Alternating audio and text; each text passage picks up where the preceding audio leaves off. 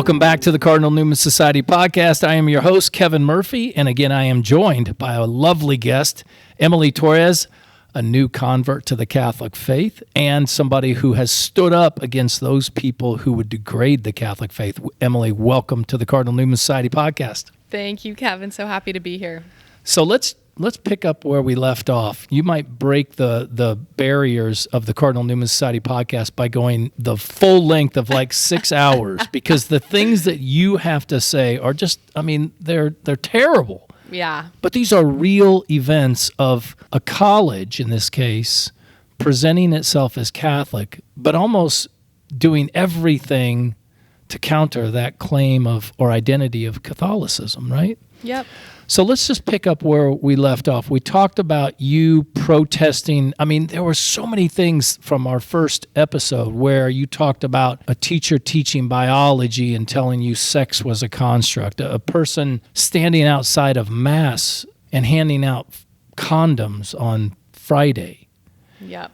You talked about, okay, then you come down to this pro-life tabling and people are angry at you, and sometimes they're angry at you for no reason. They're just angry because you're pro-life tabling at a Catholic college. Then we go to the drag show and you're protesting the drag show and saying, listen, this is out of concert with the Catholic faith. I don't know what we're trying to do. When you see the past history of the kinds of things that they did where a person dresses up as a nun and then strips down and has a LGBTQ flag, all these types of things. I mean, I can't imagine that your popularity, let's just say on campus, was at an all-time high. You're still young. I mean, you're still in your first year of school, and you're experiencing all these things. Did it affect you? And when you walked around the campus, did anybody identify you or say, there she is, she's the so-and-so? I feel like maybe I noticed more stares. That could have been in my head too. But like definitely people maybe noticing me and realizing, oh, that's her. But like nobody ever confronted me, I don't think. Although, well, there was one time, actually. Not because of that, though. You know, that when the synod was happening? Yes.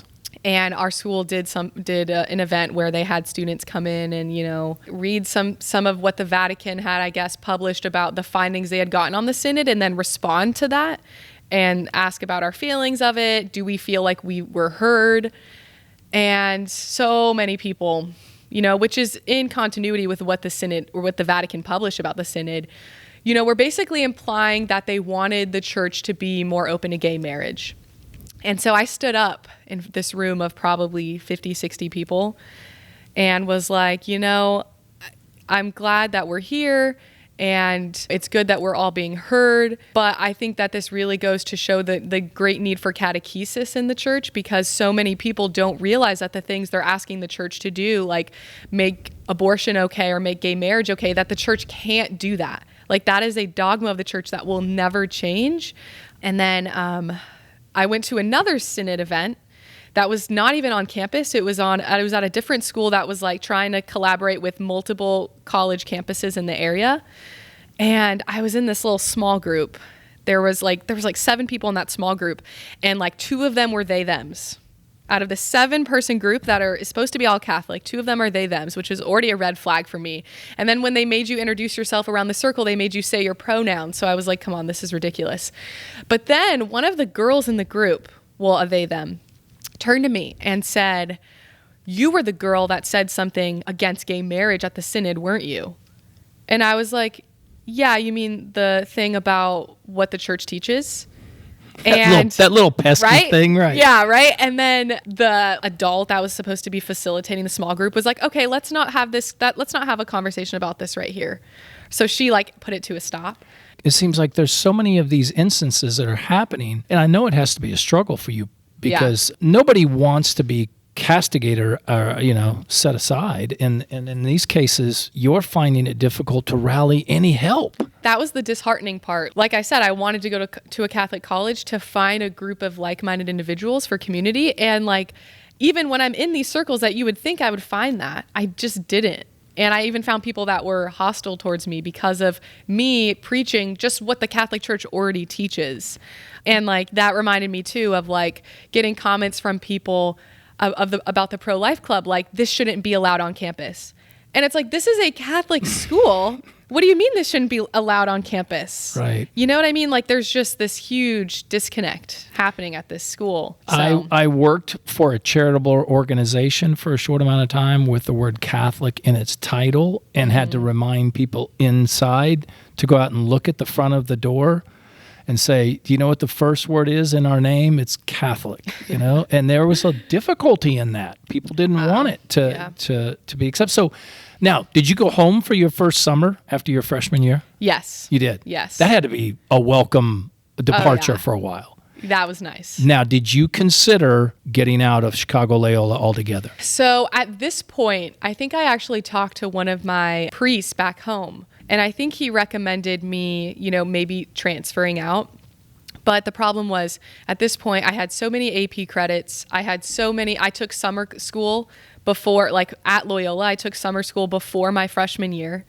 And then I had all my freshman year credits. So I had so many credits already that just wouldn't have transferred over as easily, I don't think, to other schools. And so I just was like, you know what? I'm just going to stick it out. And because I knew I was graduating I'm sure there's early. a few clubs on campus that were like, darn, she stuck it out. Right? Yeah. So I stuck it out because I knew I only had 2 more years left. So I was like, I can get through this. So I did. And you graduated in 3 years, correct? Yes. Wow. Yes. Phenomenal. Thank Congratulations. Now, you go into your second year. Yep. You probably got a little bit of steam on on what your name is now, because people probably know, hey, this is a person that's standing up against these things or for these things in some way.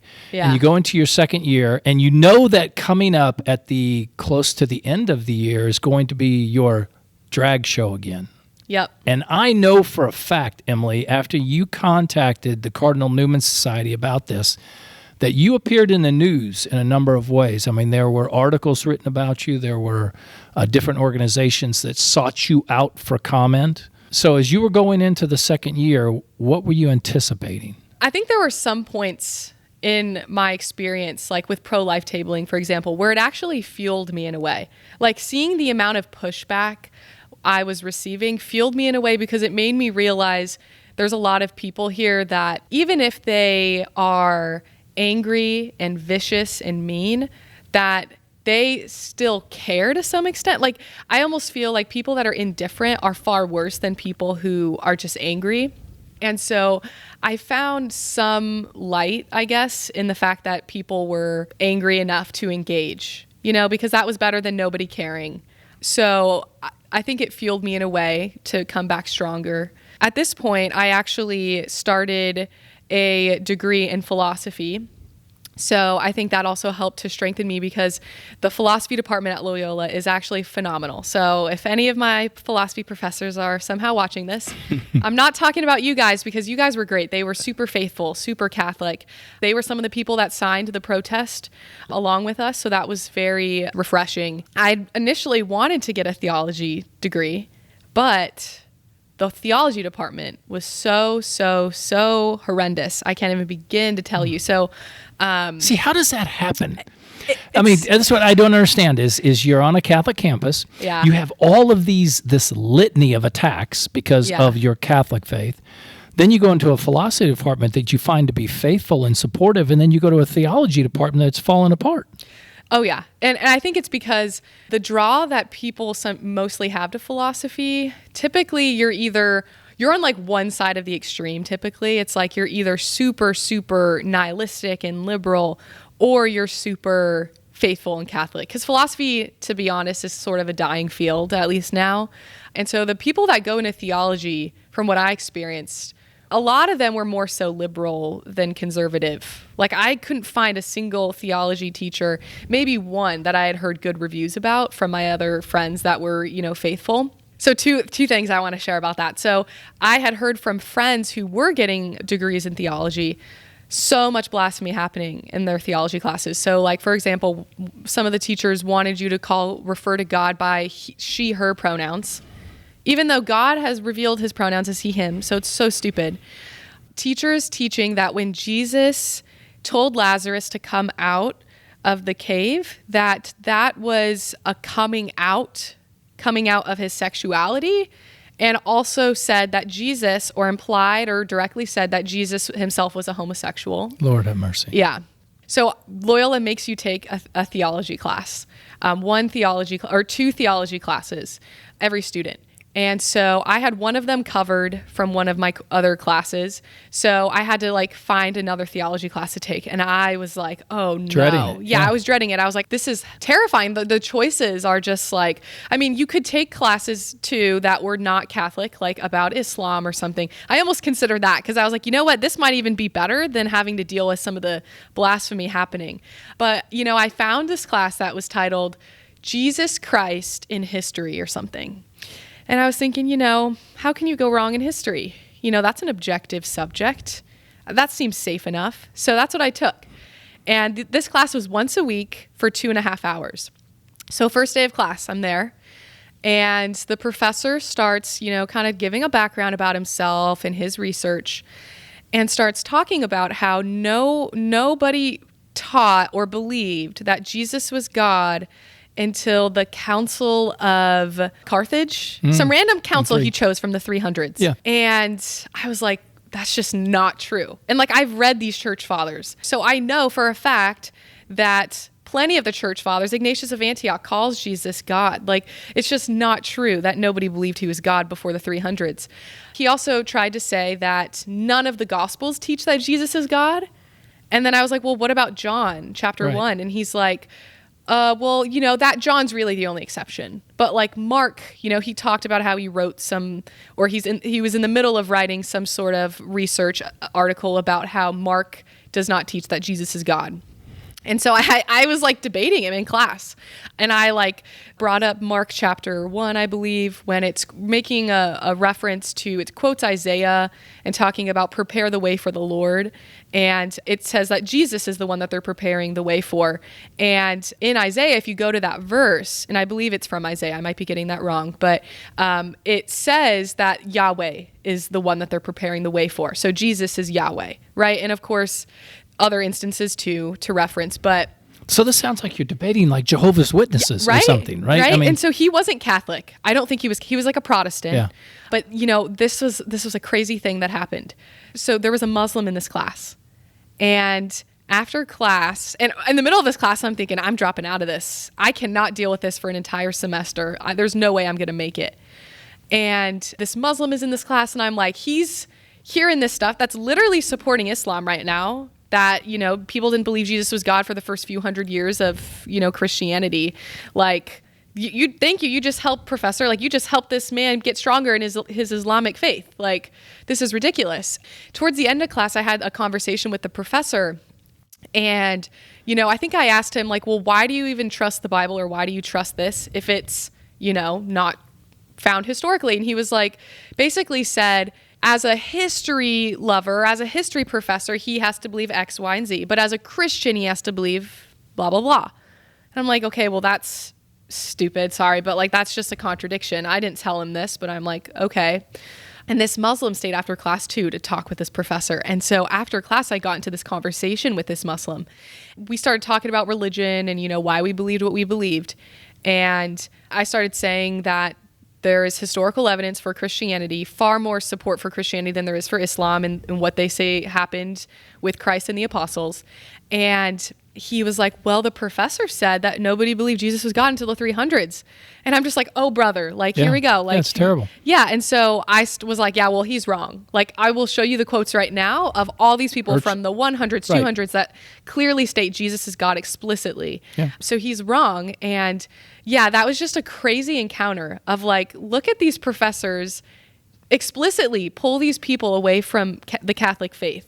So this is a college under the premise of being a Catholic college in which a convert to the Catholic faith is correcting the professor on simple known facts. These are not difficult. Yeah, right? History or the difficult. All you have to do is pick up any of the teachings of the early church fathers and see what they have to say. Yep. And to say that there are certain things that they came to the conclusion on the councils of Carthage, to me, this is exactly why the Newman Guide has such a lingering presence for Catholic families, is because if they go to a Catholic college that's in name only, they could encounter this kind of things. If you go to a Newman Guide college, you're never going to encounter this type of stuff, right? Yeah. Now, there's two things that could happen to you. You can be strengthened in your resolve and your decision to go out and find the information to refute these people. Or you could fall away from the faith altogether. Yeah. And Yeah. tell me what kept you from not doing that. Grace. Yeah, I think the Lord had people in my life that helped to like keep me grounded, even when I felt like I was the odd one out. I was very still involved in online circles at this point because I was doing my own sort of apologetics online. And so I had like a good number of people online that they sympathized with me and were So like, you yeah, would share the instances with oh this. yeah, Go I would back- be telling them in the group chats, like, look at all this crazy stuff they're doing. And they'd be like, oh my gosh, that's horrible. Like, so I knew that's what helped prevent me from thinking, oh, I'm crazy and maybe this isn't that big of a deal, because I had online, not in person, but I had online a lot of people that supported what I was doing. And so that helped to keep me focused. Very but good. yeah, it's sad. Even my friend that I spoke to yesterday that's still at Loyola, she was telling me how she's been kind of in, cahoots with some of the Protestant groups on campus because they're just on fire for the Lord in comparison to the Catholics, and how she's encountered so many Protestants that while at Loyola were Catholic and left the faith because they saw all the heresy and blasphemy happening in the church. And they were like, I don't want to be part of this. And so they left and became Protestant. And it's just heartbreaking that like this school that's supposed to be supporting Catholics, like there's so much more support for every other group on campus, the Muslims, the Jews, the Protestants. You'll see their events being advertised and put on poster boards in the common room. You will not rarely see Somebody Catholic take it events. down. Well, taken down, but then Catholic events being advertised the same way, especially, and not even the pro-life events. Don't even mention, we actually had trouble hanging up signs in the main faculty area that we tabled in. They like took our flyers and didn't want to hang them up for us because of what? No reason, probably just personal prejudice. So you go through all of this, and you're coming up to the second drag show is around the corner. And Yeah. as you've gained notoriety, I noticed that media people would come to you as the polemic, right? In other Yeah. words, hey, there's going to be a drag show, and we've talked to the people that are putting on the show, and this is what they say. Let's go talk to Emily and see what she has to say in opposition. And that's the way some of the stories would be written. There were the sides. And so as you're coming up to it, Emily, did you dread this second drag show coming up, or what was your planning and thought for it? I did dread it, if I'm being honest. Part of me wanted to do it. Part of me wanted to take a stand because I knew it was wrong. But a large part of me didn't want to because all the other Catholics made me feel like I was kind of crazy and too extreme for doing that. And then I almost felt like, nothing's going to come of it in a way, because of the first time we protested, nothing did come of it. Like, I don't think any articles were written about it after the fact, because it's at the end of the school year. It's like, okay, there's the summer, and then that's like the admin's cool down period where they can pretend like we'll just forget about it. Everyone's going to forget about it and move on. So I just was almost like, this might just do more harm than good. It's going to, make people angry and make them think that Catholics hate them, because that's, I guess, what they take away from it. So, maybe this isn't the right course of action. But the other students that I protested with, one in particular, was really adamant, like, just do it, just do it, just do it. So I was like, okay, fine, I'll do it. I wasn't thrilled doing it, but I'm glad that I did it because I think change did come from it. In what way? Well, I'll give you the rundown of what happened during the second time. So this one was a lot more public and a lot more extreme. There was a much more extreme reaction than the first time. Maybe that's because we actually had one more person come and protest with us this time. So that was nice. Yeah, we talked. You went from 2 to 3. Exactly. So you were growing. Yeah, we were growing, slow but steady. So a huge crowd gathered. So we actually stood on... It's sort of, the layout was weird. The theater was partially underground, under a staircase. So we stood above on the staircase. So we were standing above them as they were walking in. And we had our signs and we're just standing there. And that way we could kind of have our distance from the actual people that were attending the show. When we were there, the dean of students was actually present. So the dean of students of the entire school, who he hadn't reached back out to us, hadn't spoken with us. Even though you sought him out. I think we did. I believe we did. I believe we did try to email him or go see him in person. And word had gotten around that there was going to be a protest this time. So there were people prepared for it. The dean of students reminded us, like, if you feel unsafe, like, I can get campus security here. He told me he could get us escorted out with security. And he was telling other students to back away from us because they were yelling at us and screaming in our faces. And so he was kind of protecting us in a way, which I appreciated because I didn't kind of expect that, considering it seemed he didn't care prior to that. So people gathered screaming at us, and they got into, really weird off-topic conversations. Somehow we started talking about prostitution. Like, I think they said, because they saw my sign where I said, drag queens drag down female dignity. And I was like, do you as a woman want to be represented this way? And they were like, hell yeah, I do. And just, they were almost proud of it. Like, they wanted to look like that and be represented that way. And I was like, well, I think that's degrading. And they were like, well, what about women who have to do sex work to make a living? What about them? And I was like, do you really think that is valuing women if they feel the need to have to resort to having sexual relations with a man in order to make a living for themselves? Do you really think that that's a good thing? Yeah. So they were just yelling back and forth. I can play some of the audio. You know what? I remember you sending that to me. Yeah. I do want to hear that because I want people to understand the hatred. Oh, yeah. Of what you... Now, this is you and two other people protesting a drag show. And then the people that were attending, or I assumed planning to attend the drag show, yelling at you for protesting. Yep. Let's play that. Yep. Here we go. This is just a random segment.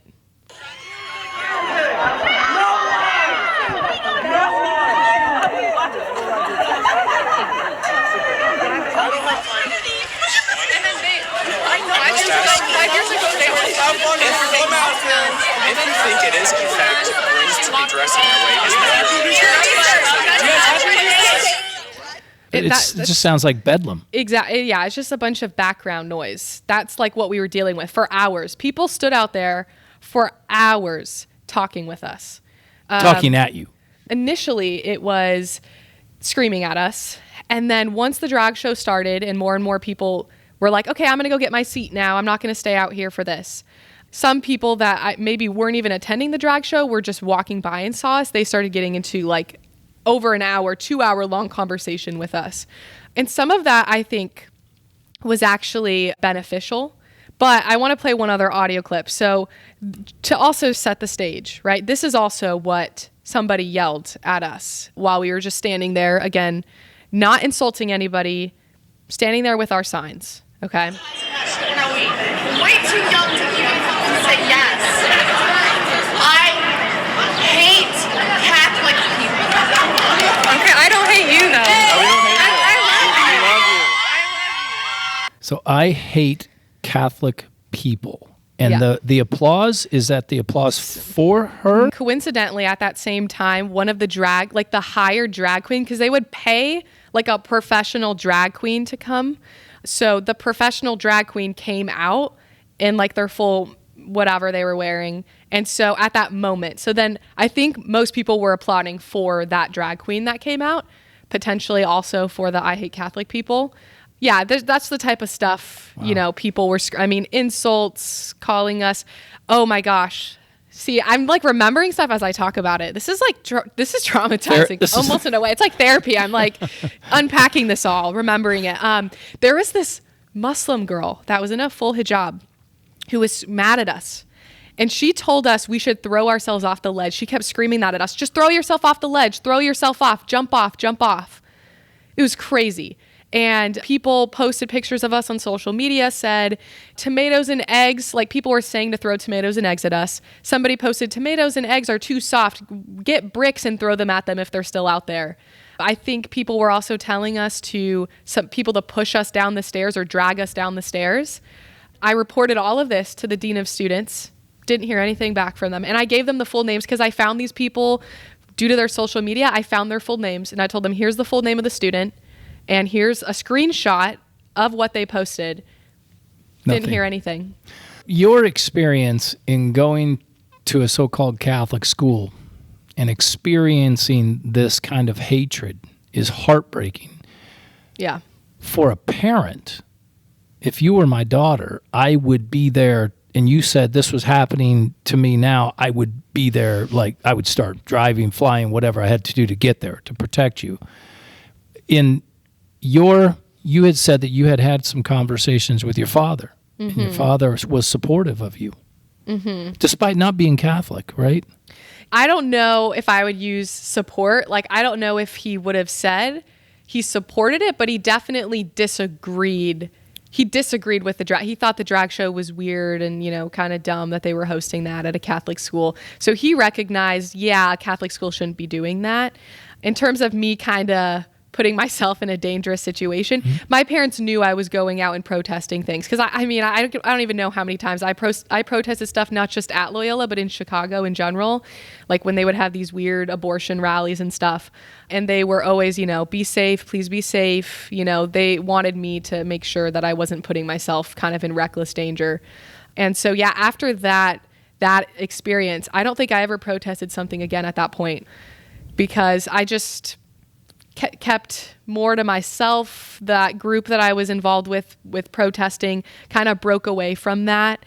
Just didn't have a super strong inclination. I did forget to mention one other thing though. One student, while we were protesting the drag show, ended up taking our poster from our hand and ripping it up. And the crowd applauded. Again, school didn't do anything about it, even though we had pictures of the student that went and took it, and we had pictures of them taking it and ripping it from our hands.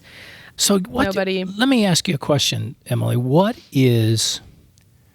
advice would you give to young students that are out there that are experiencing similar issues on their campus? Now, it may not be as extreme in this particular case, but it does call for you to rally to your faith. What would you suggest they do? Prudence is definitely required, because I think maybe sometimes some of the approaches we had did more harm than good at times. Like just, our attitude and our mindset. And maybe it was even fueled at times by just this desire to be right and not this desire of trying to love people and bring them to the truth.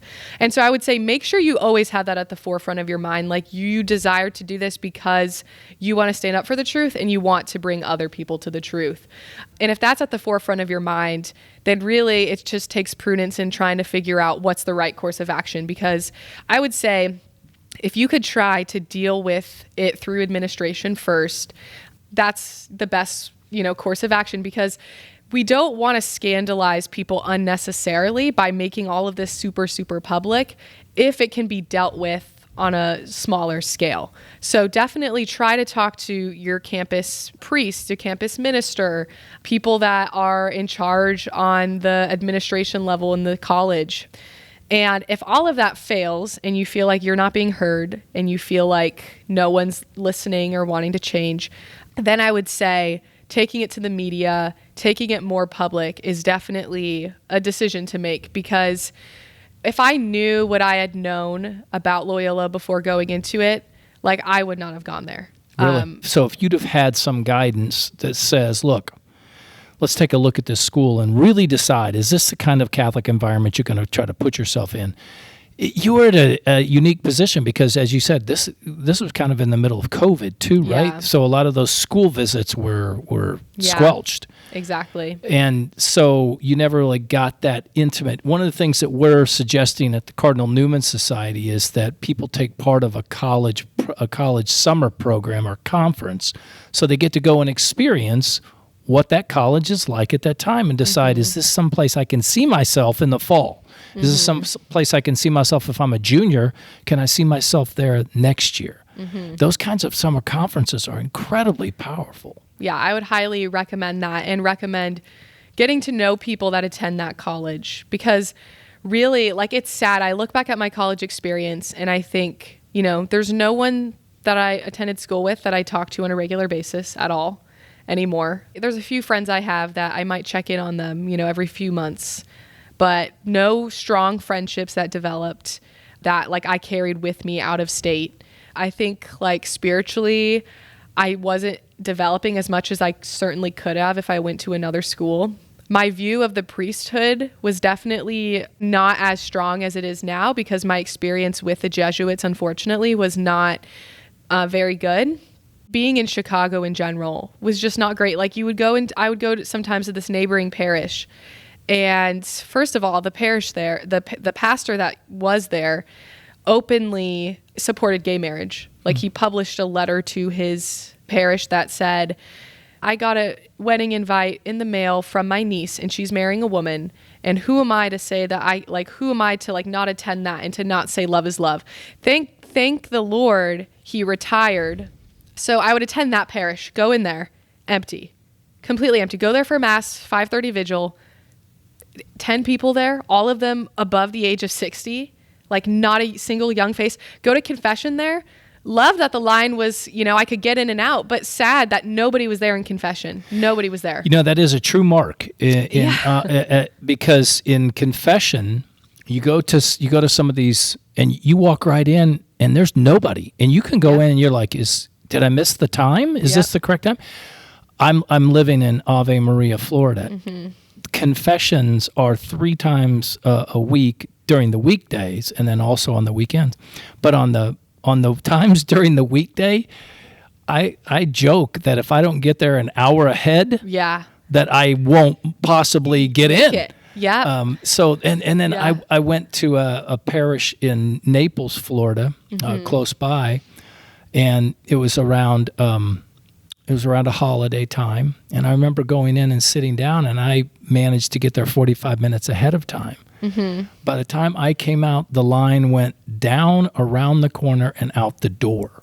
Wow. Now, what's that tell you about the life of that parish? Yeah. Right? I mean, there's something special there. So exactly. Those are the kinds of things you are looking for. And for young people, that's an authentic encounter. If you don't have that kind of authentic encounter, it's going to be difficult to keep them. Oh, exactly. I mean, college is such like important time for young adults because if they've always lived at home and they're finally not living with their parents because they're living on campus, they have all of this newfound freedom. And I mean, that can really be dangerous for most people that are 18 years old. And no doubt. And one of the things that I want to do, because again, as a guy that's in the marketing for the Cardinal Newman Society, you had called the Cardinal Newman Society after encountering that drag show. Mm-hmm. But you had not known that we published the Newman Guide when you were in high school, correct? Did you go to a public school in high school? Yes. You did. And so when you went to make your decision, you didn't know the Newman Guide existed. How did you find out about the Newman Guide so as to reach out to us? Do you recall? To be honest, I don't. I don't know if I just looked into Catholic organizations that had some sort of publishing abilities that were legitimate, because I know there are some public Catholic news medias that have the name Catholic in their title that have an agenda, clearly. So I knew at some point in my time, in the past year being Catholic, I had picked up on the fact that even, organizations that have the name Catholic in them aren't necessarily Catholic. So I'm sure I found out the Newman Society list of colleges from somebody else, because online, I think, from this group chat that I was in with a lot of other super faithful Catholics, there would be, younger people in there that would come in and be like, oh, does anybody know of good Catholic colleges? And I'm sure the way I figured it out was that somebody sent the article, the list of the approved colleges through you guys, and was like, go to a school on this list. And that made me realize, there is a list out there. Wish I saw that beforehand. Okay, so let me just take this opportunity to share this with the listening audience. The Cardinal Newman Society has been in existence now for 32 years. The experience that Emily is sharing with you today is very similar to the experience our founder Patrick Riley had when he attended Fordham University and called attention to the very same things that you're calling attention. Very, very similar in And when he called attention to him, he started calling attention to all those things that were happening in different Catholic colleges around the country. So in 2007, he published the first Newman Guide. And the Newman Guide didn't focus on all the negative things that were happening in the Catholic colleges, but instead published a list of those Catholic colleges that were doing it right, that were teaching the Catholic faith, weaving Christ into the subject matter, and doing the thing of evangelizing. And it's a big difference. When you experience it, it is a dramatic difference. The people that go to Newman Guide colleges have lifelong friendships based on wholesome things, right? Yep. It's beautiful, and it's something that you'll never have another chance to do. Yeah. To go to college, to find a college that would do the job of evangelizing and building you up in the body of Christ. Yeah. That's what we're looking for. And so go to the Newman Guide, cardinalnewmansociety.org. That's Cardinal Newman, N-E-W-M-A-N, society.org, and check out the list of colleges. But we've also expanded the Newman Guide to include K through 12 schools and graduate programs. So if you're a parent out there and you're listening to this painful encounter that Emily had to go through and the things that she had to go through, she fought her way through college. Yeah. You know? I mean, really, I survived college. You had to fight your way through college.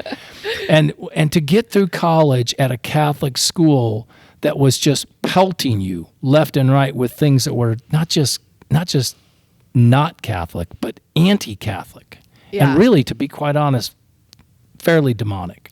Speaking of demonic, though, I reconnected with a friend who's still there, unfortunately. And Still at Chicago Loyola. yes. Okay. And she told me about the recent events that have been happening there.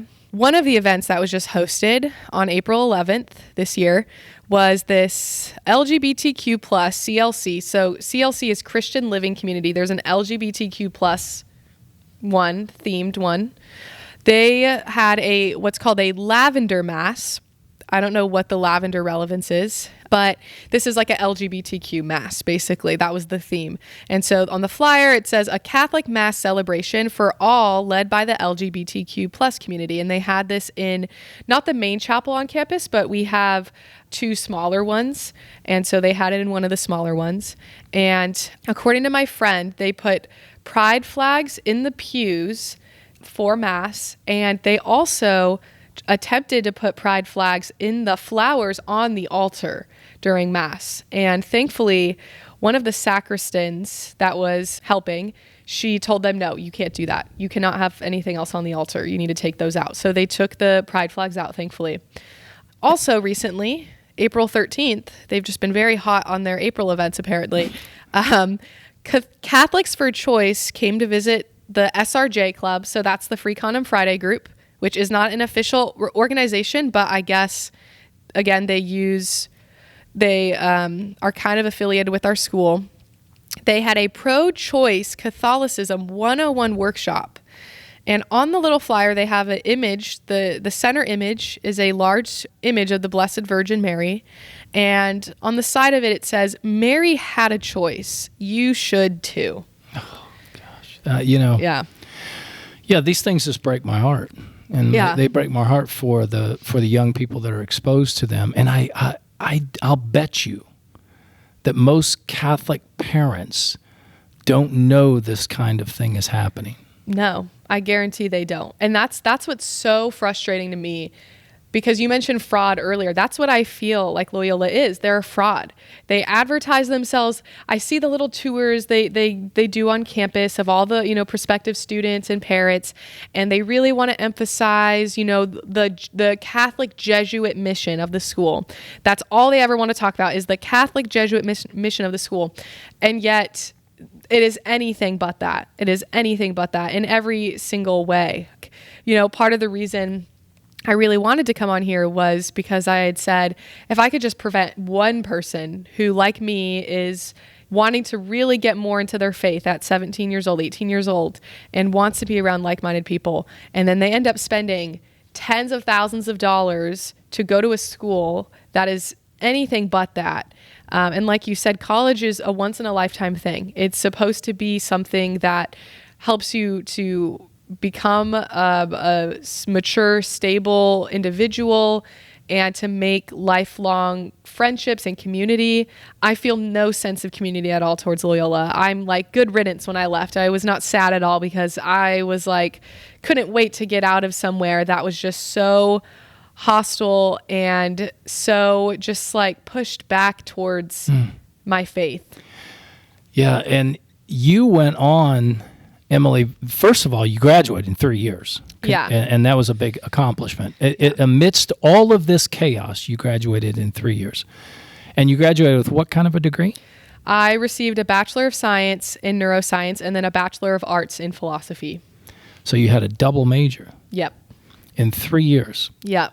You are the student these colleges want. Yeah, right? Now, you went out and you graduated. You finally got to leave the campus and to go out into the world, and you took a job. Yes. And that job was to be what? To be a Catholic educator, which, was refreshing to be on the other side of it. So I took a philosophy teacher job at Charlotte Catholic High School in North Carolina. Super thrilled because it was like my dream job, and it was so perfect timing because they just started the philosophy department that year that I had graduated and was applying for jobs. And so I had already had in my mind I wanted to work at a Catholic school and teach because growing up, I'd always wanted to be a teacher. That was just sort of like my, dream job and what I had envisioned myself being. So I was like, I want to try it out. So was already looking at the diocese, like job postings. And then when I saw philosophy teacher, I was just like, wow, this is tailor-made. Yeah, exactly. It was amazing. So I reached out and I applied and I interviewed and I got the job offer back in March 2024. Yeah, March 2024. And was so thrilled. So this was right before I graduated. And I got to live the dream. So you now, isn't this an ironic twist? Yes. You become Catholic. You go to a Catholic college. You are duped into your Catholic college because it's anything but Catholic. Yeah. Then you get your degree, double major. You graduate. You get to go out. The people are hungry looking for someone like you. Catholic education desperately needs somebody like you. And you take a job at a Catholic high school here in Charlotte, North Carolina, which is where we're broadcasting from today. And what happened? Was this the job that you thought it would be? Yes and no, in a lot of respects. Yes, in the sense of I am teaching what I love and I'm around teenagers all day, which is so fun, but so exhausting at the same time. In another sense, I definitely didn't realize like quite what the school environment was because I just hadn't, been in the area. Like I'd never lived in Charlotte, didn't really know anybody since I was moving here. I didn't know anybody who attended the school. So I had like no idea kind of what I was getting into. All I knew were the people that had interviewed me, which was like one of the teachers, the principal at the time, and then a school chaplain. So, and they're phenomenal people. So I just was super excited to work with such amazing people. And then actually, right before the school year started, they had this group of teachers, a faculty, go to the Wonder Conference, if you've heard of it. Bishop Barron is kind of the keynote guy for that in Minnesota. And so they actually invited me to come on this trip with them. So it was the principal, me, and I think about 3 other teachers and the campus minister. So it was so wonderful. This group of faculty, super faithful. I mean, we had a science teacher, we had a theology teacher, and then we had another philosophy teacher. And it was wonderful. Like being able to like just converse with these people, because at this point, I hadn't started the job yet. So I hadn't really gotten to talk with the people that I was going to work with. And so wonderful, so on fire for God, so many great plans for the school and bringing it more towards the Catholic mission and the Catholic environment. So this was your first encounter with coworkers. Yes. And the potential culture that you would be walking into. And so you did this and it was great. Now, when you actually went and started working at the school, did you find that to be consistent? I did. There have been amazing faculty that I've encountered. And to be honest, the departments are pretty cliquey. So there's literally me and one other person in the department. the philosophy department, and we share a classroom. So like when I have my free periods, he uses my class, the classroom that we share when I'm out of there. So I very much have like kind of stuck to my floor. There's also 3 floors to the school. And this is such a shock to me because growing up in California, our schools were like outdoor. And so I thought almost like I grew up thinking that indoor schools were like just like used in movies or like TV shows, like they weren't real as a prop. Yeah. And so I'm like, wow, I'm like in like the movie set because I'm like walking up the stairs in the indoor hallways. So I've really kind of kept to my floor.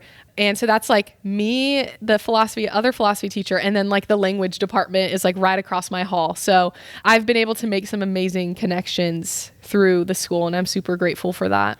Reaching young people is part of what your heart is centered on, right? Yes. Because you yourself, you say the teenagers, you're not that far out of being a teenager. I know. Right? So you're a young person on fire for the faith, and you get to pass that along to other young people, and that was what you were looking for. Yes. I've definitely found that, but I've also, of course, had obstacles. Like they're teenagers, and like your average teenager, they have this face of like they're not interested and they're not listening. Yeah. We have weekly school-wide mass, which was just implemented this year, and that has been amazing to be able to worship all together as a community. But of course, to the students, it's mass. It's something kind of boring for them to have to go through. But I've had also just some amazing conversations and encounters with some of these students. Like, for example, in my class, one day before Thanksgiving, I had them just do this little worksheet to kind of be something fun before break, because I knew a lot of students wouldn't even be there. And I had them write or draw like one thing that they were grateful for in this class this year, like grateful for learning. And one student wrote that he was really grateful to have learned about arguments for God's existence because he was sort of on the fence about whether he should keep believing in God or not. And that convinced him that God is real and he wants to keep growing in his faith. And that was so, like, kids, they're 14 especially, like if they're boys, they're not going to talk about personal things with you, especially because I'm a girl, you know what I mean? So like just hearing that feedback was so just like reassuring of like, it's what a teacher lives for, right? Right. Like this is like making a difference in their lives, like, and in their eternities potentially. Like that's all I want. I had another student who wrote that we read through some of the Confessions of St. Augustine and how reading that really made him start reflecting on his life and wanting to repent and kind of become holier because of, St. Augustine's story. So you get some amazing feedback. Yeah. I got a parent email from a student I taught last semester. So this was a student I had, over 4 months ago in my class. And the mom reached out and said, I just want you to know, I am so glad that this school has educators like you that are super focused, not just on their academics, but on their spiritual life. And I can tell you, my daughter has grown so much in her spiritual life since having you as her teacher. And I'm just so grateful for that. Gosh, those kind of glimpses are stuff that will buoy you for a lifetime. Right. It's made it so worth it because it's hard. Teaching is hard. And especially I guess I wasn't expecting, I knew they were 14 years old. I knew how I was when I was 14 years old. And that's why it can be hard for me because when I was 14 years old, I told you that was when I had my conversion moment of I really need to get my faith together and really commit to this or let it go. And I know that wasn't the average 14-year-old experience because I was going to school with all these other 14-year-olds who didn't care. And so I guess, I was just thinking too much of my own self, thinking that maybe some of these students would be like that too. And I guess I realized a lot of them, it just takes time. And I think it's your typical high school Catholic experience of they're young, they're almost entering into their rebel stage of I need to think for myself and start questioning everything. And I've definitely seen glimpses of that. I had my students one day send me any question they wanted about the Catholic faith, about anything in general, could be as controversial as they wanted, and I would answer them in front of the class. And I had a few students that really blew me away because I was very impressed with some of the things that they asked. And a couple of students sent me 20 questions just individually.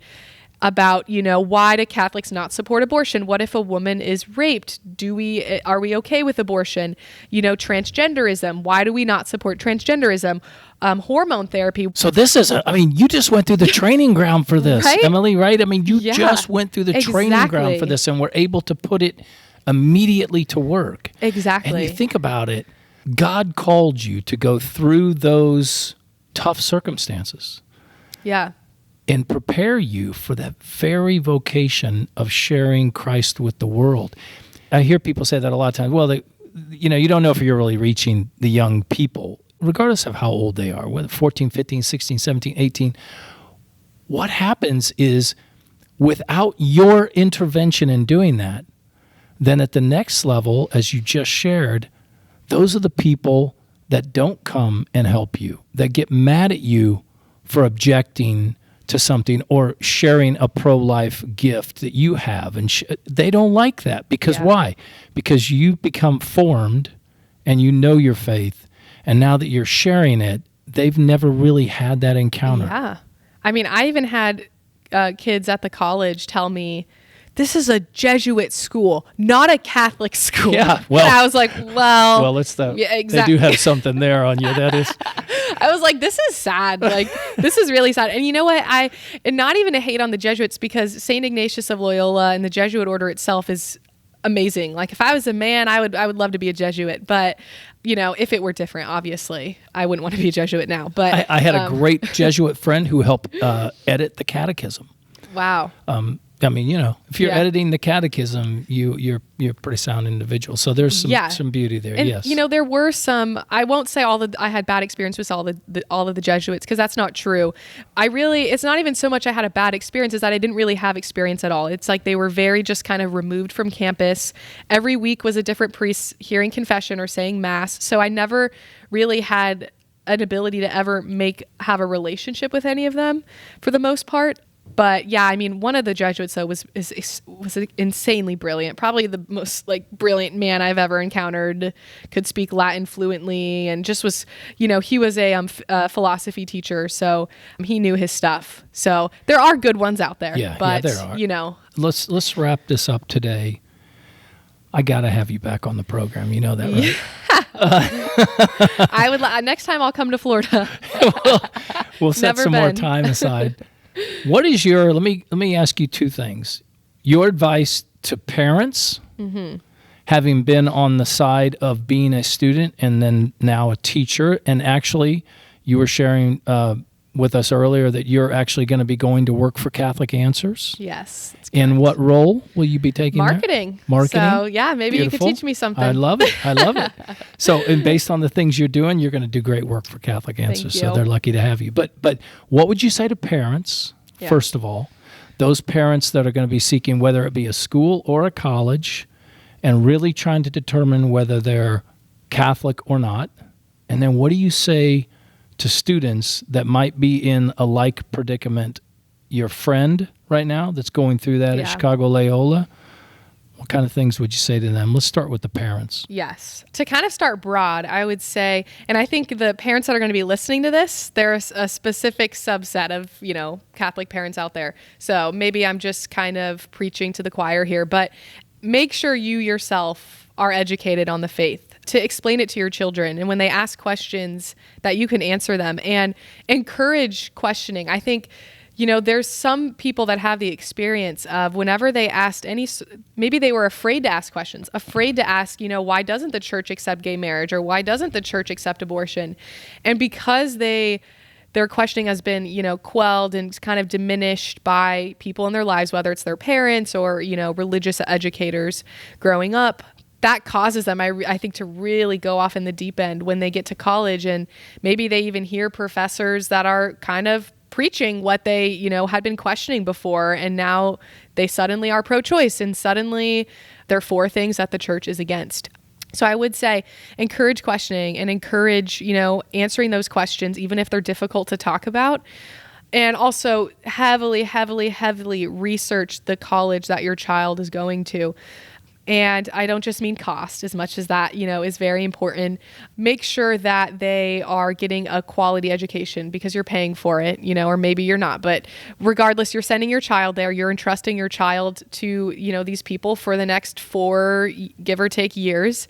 And you want to make sure that they're going to be surrounded by people that are going to help them spiritually, not just academically. Because as much as it matters to get a good job and to get a good education, it matters so much more to be a good Christian and go to heaven. So make sure it's a decision that's well informed and that's going to be the best for your child.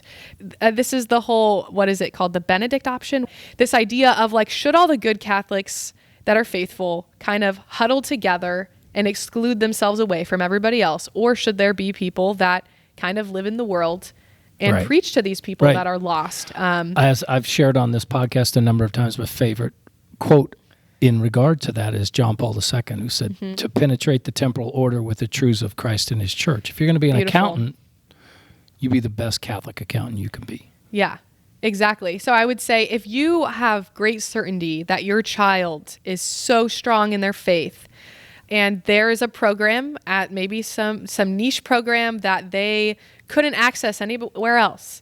Some people need to be the ones that go out, but take great precaution with that. That takes a lot of prudence and discernment. But in general, I would say the average person that's sending their child away needs to ensure they're going to a good place. Now from the students. Yes, the students. Especially those students that are going to encounter difficulties where they are, whether they go to a state university, whether they go to a Catholic college that they think is Catholic and get there and find out it is not. Yes. Make that a priority, and before you commit to a college, make it a priority to really investigate what their Christian life their Christian community and life is like on campus, because it will get lonely. I mean, especially if you're going out of state, away from friends or family, you want to make friends, and you want to make friends that are going to respect your values. And that was the sad thing is like, I grew up in California. I went to school in Chicago. So grew up in pretty, liberal area. Like in general, like California is pretty liberal, and Chicago is very liberal, of course. So that was my experience with being a Catholic and a Christian in general before I even converted was, if I mention I'm a Christian, if I mention I'm a Catholic, this person is immediately going to be hostile towards me and just not friendly towards me. Like I was scared to just admit that openly. But then moving here to Charlotte, it's like, no, like I don't feel scared to say that I'm Catholic, because it's kind of just like they don't care as much. They're like, whatever. Even if they themselves are not religious, it's like it's not a big deal. But in Chicago, it was like if I mentioned I was Catholic or I was Christian, like I had to prepare for some insults. Anyway, all that to say, investigate the area that you're going to, because if you're going to a big city, I mean, inevitably you're going to probably find backlash to your religious values. Investigate the city, investigate the school especially, and what they're teaching, and the people that, their experience there. Have they been able to meet Catholic people? What is their, how many masses do they have every day? That's a big indicator, right? Like we talked about confessions and confession time. How often do they have confession? How long are the confession times? Are they like 20 minutes every week? Because that's a really bad sign. So if they have frequent sacraments, I would say it's probably a good sign. But if you're facing backlash currently, and like me, it was too late to transfer, it was too late to leave, take that as an opportunity that can promote your sanctity and make you a saint. Because I mean, most of the saints were really refined and formed in times where they were, really pushed back against. I have a huge love for St. Thomas More, and he had that, same encounter of like feeling like the only one who was really standing up for his beliefs and being pushed back by people, even in the church. Have peace and joy that this is your time to be refined and to be made holy and to really be tested and stand up for the truth. But also don't have the fear that you have to be shouting from the rooftops constantly your disagreement. Because I think I felt that at times. I felt like I had to be vocal constantly about my disapproval. But I think sometimes the Lord can work the most in periods where you silently kind of take up that cross, realizing that your words in that situation might not be productive for change. And so maybe it's best in that situation to just kind of take up that cross and pray and do a holy hour for it. Let it refine you, because in the world, no matter where you are, you're going to find people that can be hateful towards you because of your beliefs and can make you feel like the odd one out for having the beliefs that you do. And you have to learn now how to really deal with that. Yeah. So take that as an opportunity to learn. Excellent. Emily, thank you so much, first of all, for standing up for the faith when other people wouldn't. I'm not your father, but I am very proud of you for doing Thank that. you. That's something that you want to be able to share with people for a long time. Tell everybody at Catholic Answers how lucky they are to have you. And if they need anybody to tell them that, tell them to call us at the Cardinal Newman Society. I do want to just remind our listening audience that the Cardinal Newman Society is a 501c3. It's a nonprofit. As such, we rely on donations for our existence. We have been fighting for faithful Catholic education for 32 years. If you would be so kind as to go to the cardinalnewmansociety.org website and click the donate button. You can click and donate to us in whatever form or fashion you'd like. We want to hear from you, and we'd like you to be a participant, a member, to help us promote and defend faithful Catholic education. If you'd like to learn more about how you can help promote and defend faithful Catholic education, go to cardinalnewmansociety.org. Also, if you're interested in promoting and defending faithful Catholic education wherever it is found, subscribe to the Cardinal Newman Society podcast on Apple Podcast, Spotify, or your favorite podcast platform.